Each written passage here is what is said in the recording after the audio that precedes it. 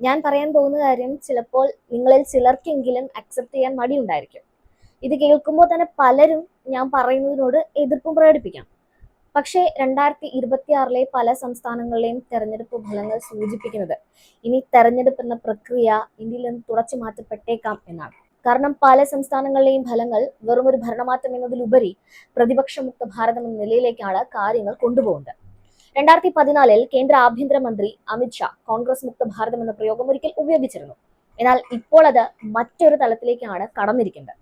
ഒരു സമയത്ത് ഇന്ത്യയിലെ രാഷ്ട്രീയ ഭൂപടം നിറഞ്ഞു നിന്നിരുന്നത് വിവിധ നിറങ്ങളിലായിരുന്നു. എന്നാൽ ഇന്ന് ആ മാപ്പ് ഒന്ന് എടുത്ത് നോക്കുകയാണെങ്കിൽ ഒരേ ഒരു നിറം മാത്രം പതുക്കെ പലയിടങ്ങളിലുമായി പടരുന്നതാണ് കാണാൻ സാധിക്കുക. കാവി നിറം പടരാത്ത ഇന്ത്യയിലെ ഇടങ്ങൾ കുറവാണെന്ന് തന്നെ നമുക്ക് പറയേണ്ടി വരും.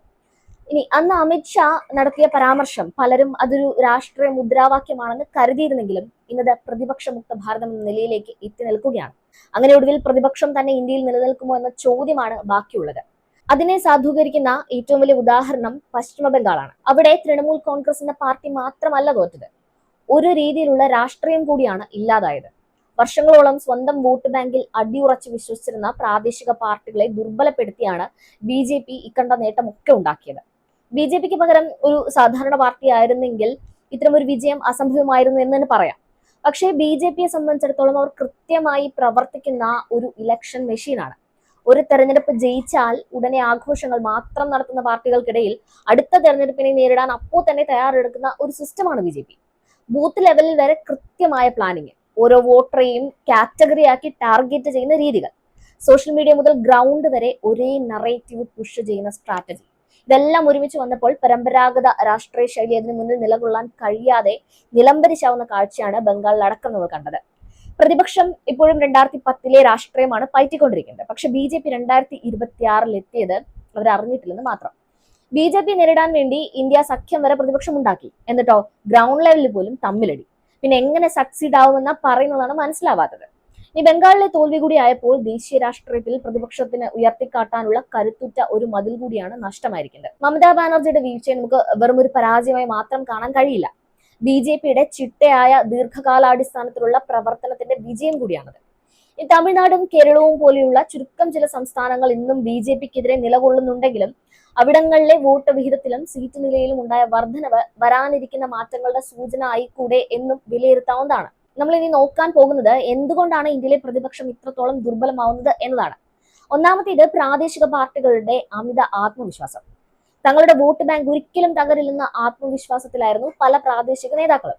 എന്നാൽ ഹിന്ദുത്വ രാഷ്ട്രീയവും വികസന അജണ്ടയും ചേർത്ത് വെച്ചുള്ള BJPയുടെ തന്ത്രങ്ങൾക്ക് മുൻപിൽ പരമ്പരാഗത വോട്ട് ബാങ്കുകൾ തകരുന്ന കാഴ്ചയാണ് നമ്മൾ കണ്ടത്. ഇനി രണ്ടാമത്തെ കാര്യം ഇന്ത്യ സഖ്യത്തിലുള്ള വിള്ളലുകളാണ്. BJPയെ താഴെ ഇറക്കുക എന്ന പൊതു ലക്ഷ്യം ഉണ്ടായിരുന്നിട്ടും സീറ്റ് വിഭജനത്തിലും അധികാര കൈമാറ്റത്തിലും നേതാക്കൾക്കിടയിൽ തർക്കങ്ങൾ ഉണ്ടായിരുന്നു. ജനങ്ങൾക്കിടയിൽ സഖ്യത്തിന്റെ വിശ്വാസ്യത തന്നെ ഇല്ലാതാക്കാൻ അത് കാരണമായി. ഉദാഹരണത്തിന് ബംഗാളിലും കേരളത്തിലും പരസ്പരം പോരടിക്കുന്ന കോൺഗ്രസും ഇടത് പാർട്ടികളും ഡൽഹിയിൽ ഒന്നിക്കുന്നത് ഉൾക്കൊള്ളാൻ ജനങ്ങൾക്ക് പ്രയാസമായിരുന്നു. ഇനി ദ ടോപ്പ് മോസ്റ്റ് റീസൺ എന്ന് പറയുന്നത് BJP എന്ന തെരഞ്ഞെടുപ്പ് യന്ത്രത്തിന്റെ കൃത്യതയാണ്. ഓരോ തെരഞ്ഞെടുപ്പ് അവസാനിക്കുമ്പോഴും അവർ അടുത്തതിന് വേണ്ടി തയ്യാറെടുക്കുകയാണ് ചെയ്യുന്നത്. ഓരോ ബൂത്തിലും കൃത്യമായ പ്ലാനിങ്, ആധുനിക സാങ്കേതിക വിദ്യയുടെ ഉപയോഗം, നരേന്ദ്രമോദി എന്ന നേതാവിന്റെ ജനസ്വാധീനം ഒക്കെ ഉപയോഗിച്ച് BJP ഓരോ തവണയും അവരുടെ ശക്തി വർദ്ധിപ്പിക്കുകയാണ് ചെയ്യുന്നത്. ഇതിനു പുറമെ തെരഞ്ഞെടുപ്പ് കമ്മീഷൻ അടക്കമുള്ള ഭരണകൂട സംവിധാനങ്ങളെയും മാധ്യമങ്ങളെയും തങ്ങൾക്ക് അനുകൂലമായി ഉപയോഗിക്കാനും BJPക്ക് കഴിയുന്നുണ്ടെന്നതും ഇതിനോടൊപ്പം ചേർത്ത് പറയേണ്ടതാണ്. ബംഗാളിൽ ലക്ഷക്കണക്കിന് വോട്ടർമാർക്ക് വോട്ട് ചെയ്യാൻ സാധിച്ചില്ല എന്ന വസ്തുത നിലനിൽക്കുമ്പോൾ പോലും നിയമ സംവിധാനങ്ങൾ അതിനോട് പുലർത്തുന്ന മൗനമാണ് ഇങ്ങനെ പറയാനുള്ള കാരണങ്ങളിൽ ഒന്ന്. BJPയുടെ പ്രത്യേകതയും പ്രതിപക്ഷത്തിന് ഇല്ലാത്തതുമായ ഒരു കാര്യം കൂടി പറയാം. യുവതലമുറ രാഷ്ട്രീയത്തെ നോക്കിക്കാണുന്നത് ഐഡിയോളജി വെച്ച് മാത്രമല്ല, അവർ എപ്പോഴും എക്സ്പെക്ട് ചെയ്യുന്നത് റിസൾട്ടാണ്. സോഷ്യൽ മീഡിയ അടക്കം വളരെ സ്വാധീനം ചെലുത്തുന്ന ഈ ഒരു കാലഘട്ടത്തിൽ കാലത്തിനൊപ്പം സഞ്ചരിച്ച് രാഷ്ട്രീയം പറഞ്ഞു കൊടുക്കാൻ പ്രതിപക്ഷത്തിനാവുന്നില്ല. സിംപ്ലിഫൈ ചെയ്ത് പറഞ്ഞാൽ അവർ ഔട്ട്ഡേറ്റഡ് ആണ്. തമിഴ്നാട്ടിൽ വിജയ് നേടിയ വിജയം പോലും ഇതിന്റെ മറ്റൊരു വേർഷനാണ്. മൊത്തത്തിൽ പറഞ്ഞാൽ ഇന്ത്യയിൽ ശക്തമായ ഒരു പ്രതിപക്ഷം ഇല്ല. ഇവിടെ ഒപ്പോസിഷൻ വളരെ ദുർബലമാണ്. പോരാത്തതിന് ഈഗോ ക്ലാഷസും ലീഡർഷിപ്പ് ഫൈറ്റ്സും കാഴ്ചപ്പാടില്ലായ്മയും ഒക്കെ കൊണ്ട് ജനങ്ങൾക്ക് മുൻപിൽ ഒരു ഓൾട്ടർനേറ്റീവ് കൊടുക്കാൻ പോലും കെൽപ്പില്ലാത്ത ഒരു സംവിധാനമായി പ്രതിപക്ഷം മാറിക്കഴിഞ്ഞു. ഇനി വരുന്ന തെരഞ്ഞെടുപ്പുകളിൽ BJP ജയിക്കുമോ എന്നതല്ല പ്രധാനപ്പെട്ട ചോദ്യം. പ്രതിപക്ഷം നിലനിൽക്കുമോ ഇല്ലയോ എന്നതാണ് ഇനി പ്രസക്തമായ ചോദ്യം. 2029 വരാനിരിക്കുന്നത് വെറും ഒരു തെരഞ്ഞെടുപ്പല്ല, അതും ഒരു സർവൈവൽ ബാറ്റിൽ ആയിരിക്കും. For both BJP and opposition. പക്ഷേ ഒരു കാര്യം കൂടി ഉറപ്പിച്ച് പറയാം, ഇന്ത്യ പോലൊരു രാജ്യത്ത് ഒരേ ഒരു രാഷ്ട്രീയ ശബ്ദം മാത്രം നിലനിൽക്കില്ല. ചരിത്രം കാണിക്കുന്നതും അതുതന്നെയാണ്. അങ്ങനെ ഒരു മാറ്റം വരുമ്പോൾ പ്രതിപക്ഷം ഉണ്ടാകുമോ, അല്ലെങ്കിൽ പുതിയ ശക്തികൾ ഉദയം ചെയ്യുമോ? കാത്തിരുന്ന് കാണാം.